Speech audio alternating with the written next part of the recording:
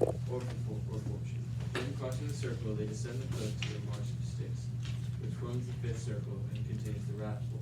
Skirting its edge, they reach the foot of the tower. All right, this is the deep class, and we're starting Canto 7, the quarters and spinter. So, Olivia. Pape Satan, the alley. Pluto and Gamble with his fucking time, my all-wise justified to be happy, said heartily, let no fears do thee wrong, you shall not stay thy journey down deep the steep, his powers, whatever they be, are not so strong. Then turning him and letting his glance sweep over the blue face, peace thou damned wolf, and he go choke and shine of venom, to the deep, not without cause we go. I say to thee, thus it is willed on high, where Michael took vengeance on the pouting adultery. Then as the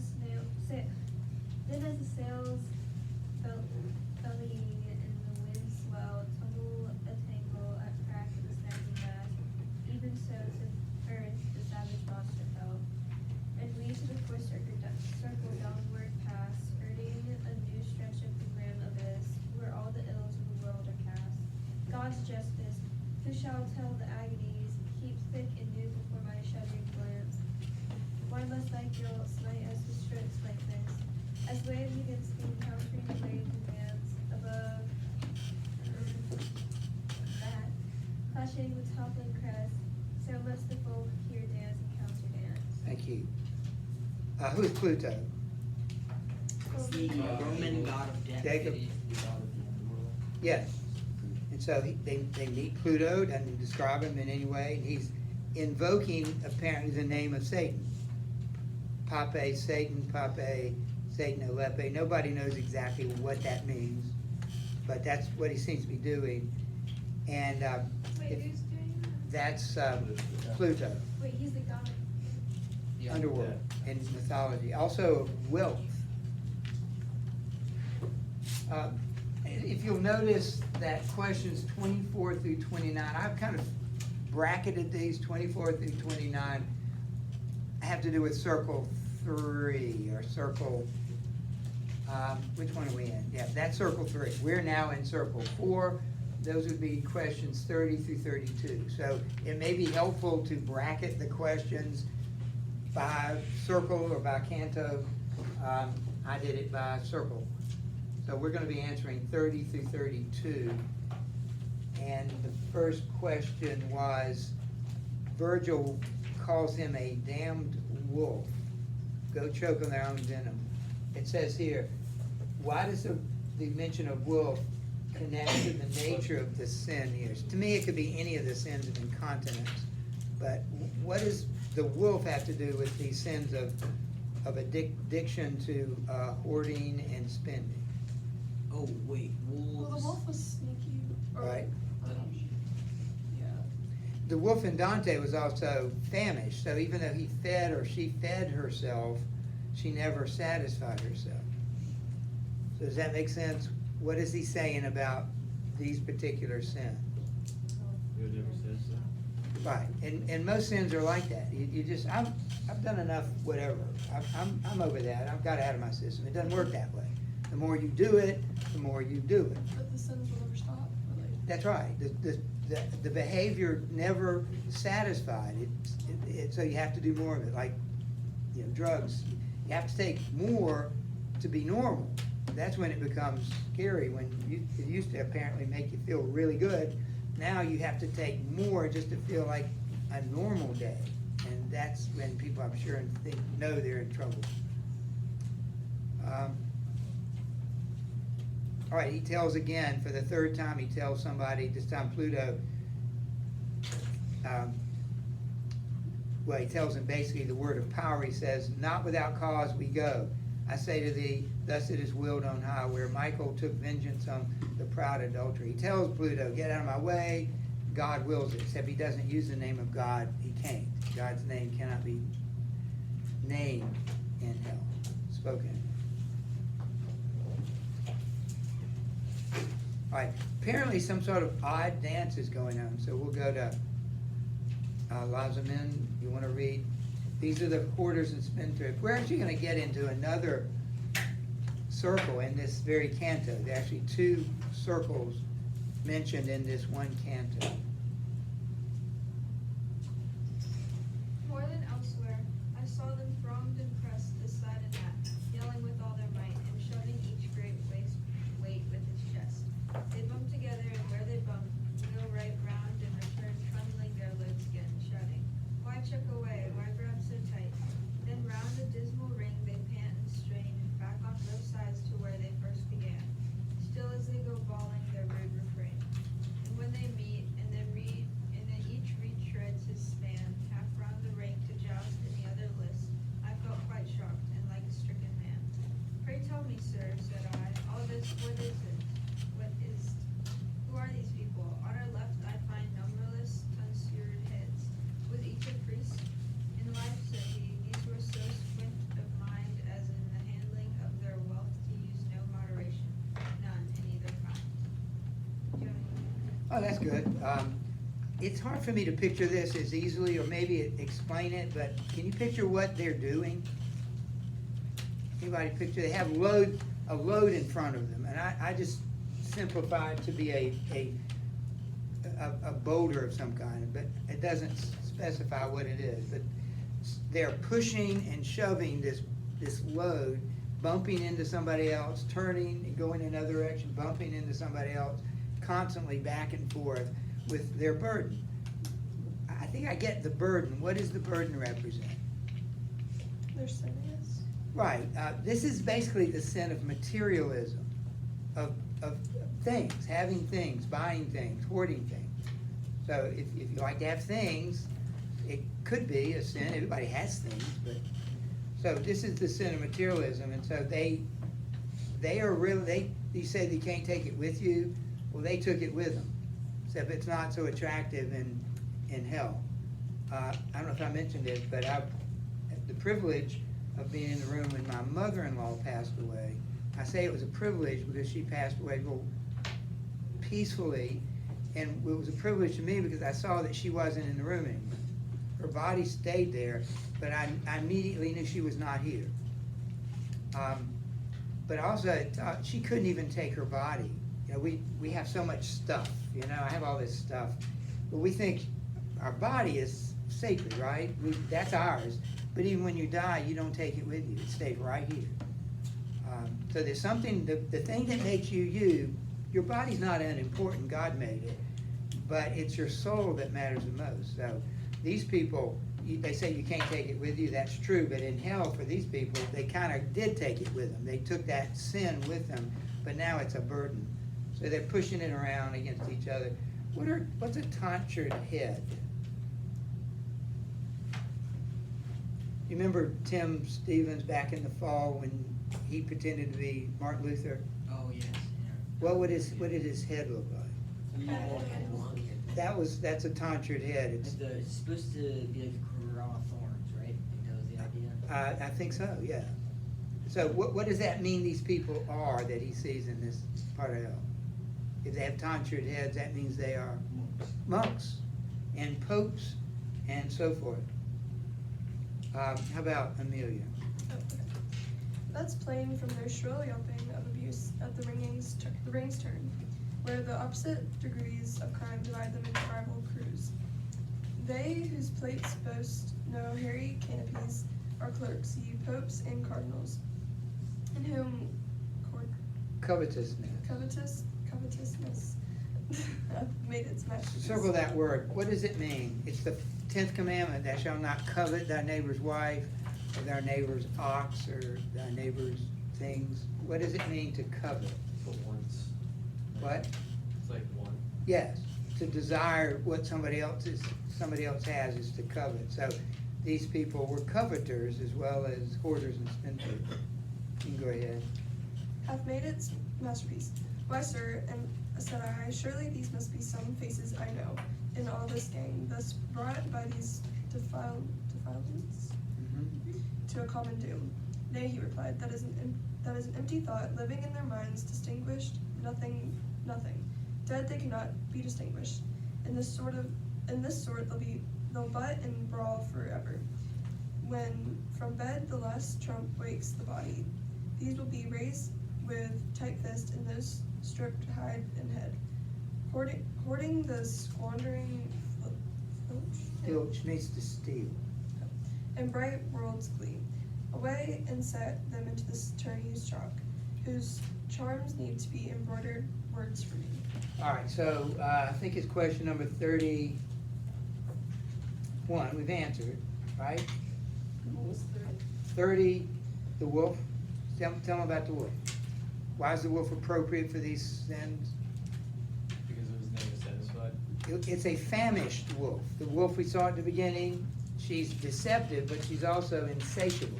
She looks like she's never eaten, and yet she eats all the time. So that's the problem with this sin. 31, we see opposing manifestations of materialism, the hoarders and spenders. What makes hoarding so bad? I mean, some people might call it mental illness, and we said all sin borders on mental illness. You gotta be crazy to defy the Almighty God, right? You gotta be crazy. So is it greediness? Yeah, it is the seed of, and lack of moderation. There's some things we shouldn't do moderately, shouldn't love moderately, right? We love with all our heart, that's not moderate. But there's some things that we should do moderately. If you did that all the time, then you wouldn't be doing other things, so you need to moderate that. Virgil informs Dante that he will not recognize anyone in this circle because they cannot be distinguished. How does this punishment connect with the sins of materialism? Everywhere Dante goes, Virgil and Dante know people. They point out, see, there's Achilles over there, there's Cleopatra, Francesca, and Paolo, Chaco, they've met, they're gonna meet more people. But not here. Everybody looks exactly alike here. Why? Fascinating, their experience. Because like, is it because like they're consuming all this stuff to like look different? Like they're hoarding these things because it makes them special or something? It does have to do with the fact, you're on the right track, that do you know any hoarders? What kind of things do they hoard? I mean, you think Valuables. it's real Valuables? It's like a dragon. Dragons were on the valuables. Oh, that's a very good, yes, of course. But think about people that you know who hoard. Do they hoard just valuable things? No, They mostly, have, I think what makes it border on Yeah, mental illness, all right. it'll be like Burger King wrappers and Right.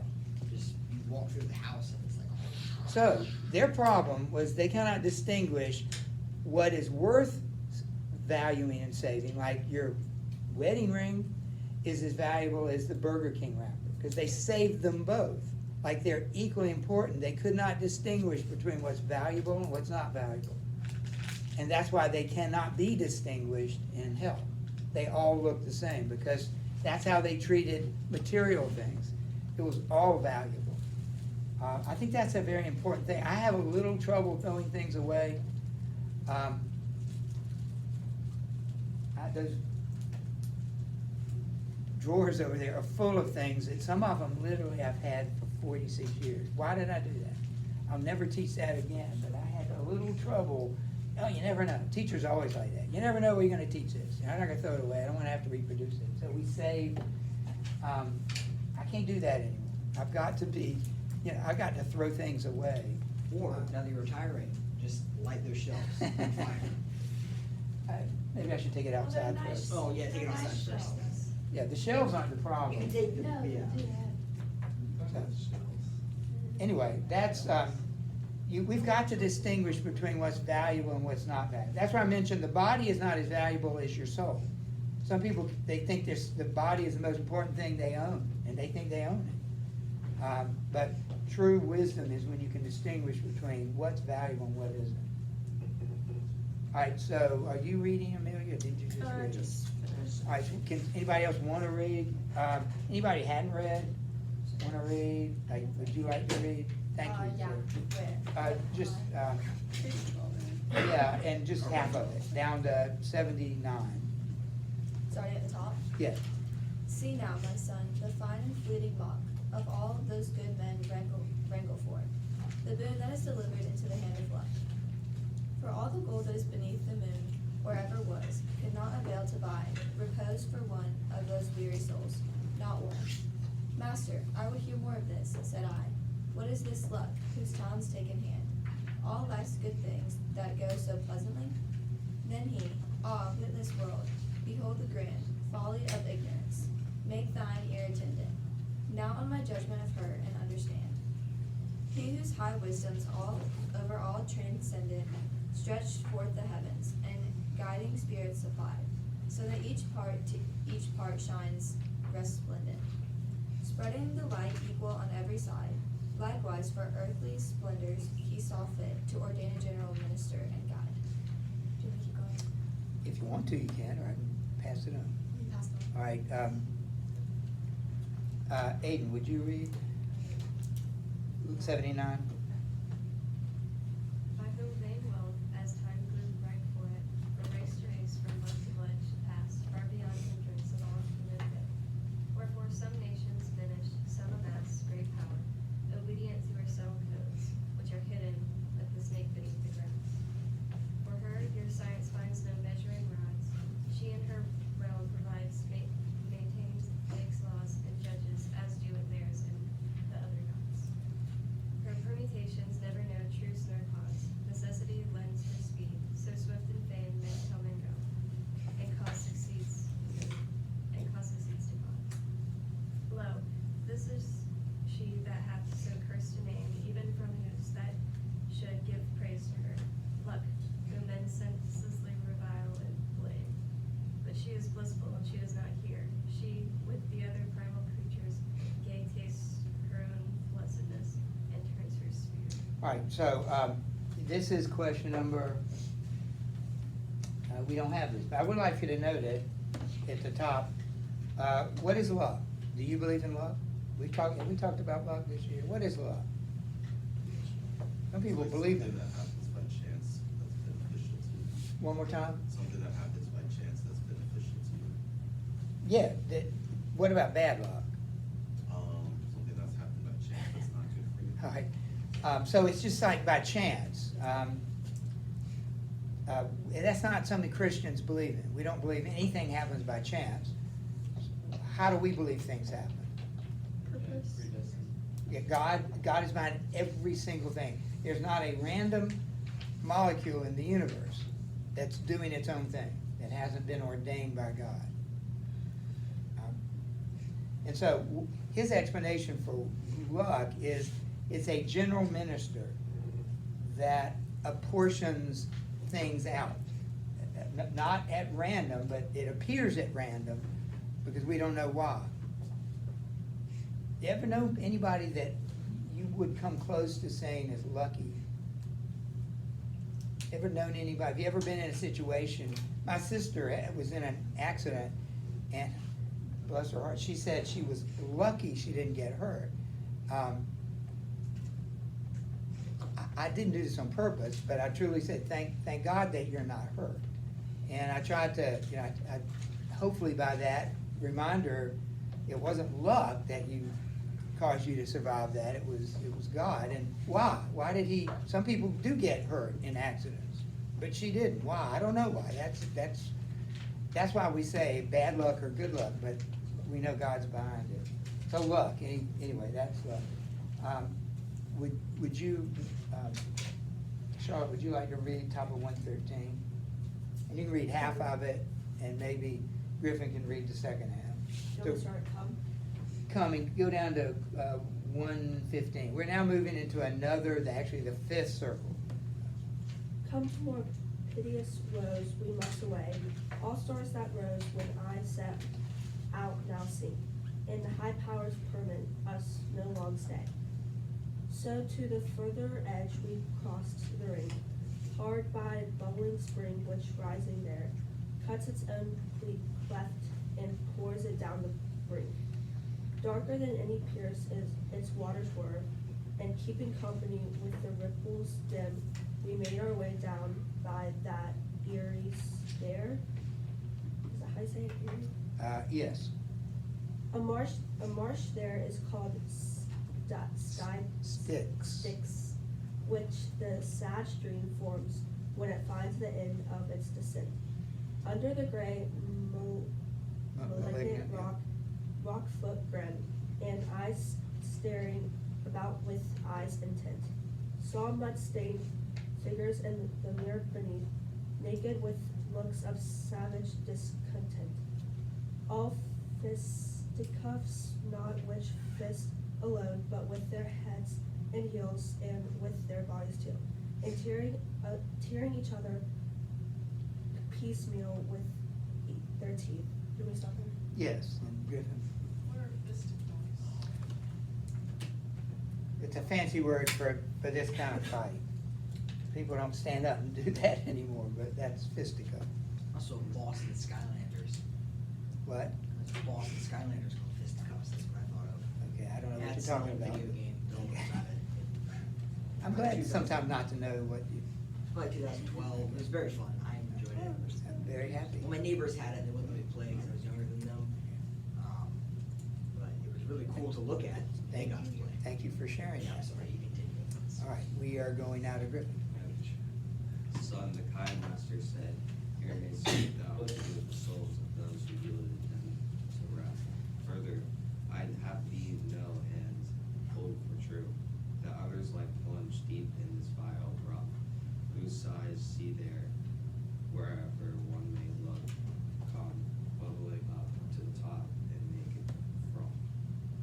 Bogged there, they say, sullen we took no joy of the pleasant air, no joy of the good sun. Our hearts smoldered with a sulky smoke. Sullen we lie here now in the black mud. This hymn they gurgle in their throats for the whole words they can no wise frame. Thus we pursued our path around a wide arc of the gas pool, between the soggy marsh and hermit shore, still eyeing those who built the neighbors fell, and reached at length the foot of the town. All right, we just crossed now into circle 5, so that's unusual. I'm gonna erase this. And this is now circle 5. Ever heard that word? Yeah. What is the river Styx? It's the how you got the underworld of Greek mythology. Okay, it's also a 1970 rock band. But Styx is the second river in hell, right? We're counting. First one was Acheron. The second one is Styx. Styx is it's more like the Everglades, sort of. Everglades aren't muddy, but it's more, at least in parts, more marshy than river. And so they have to cross the river Styx, which is the 5th circle. And these are people who have problem controlling anger. And we haven't crossed it yet, but Virgil is telling Dante, there are 2 ways to handle your anger. What are they? And these are the ways that are mentioned here. What are the 2 ways to handle your anger? Sullen and wrathful. Okay, so we'll use those terms. Sullen, wrathful. Wrathful are the fisticuffs. The fighters in the bar, people that they get their anger out by violence. Sullen, what's the other way you can handle your anger?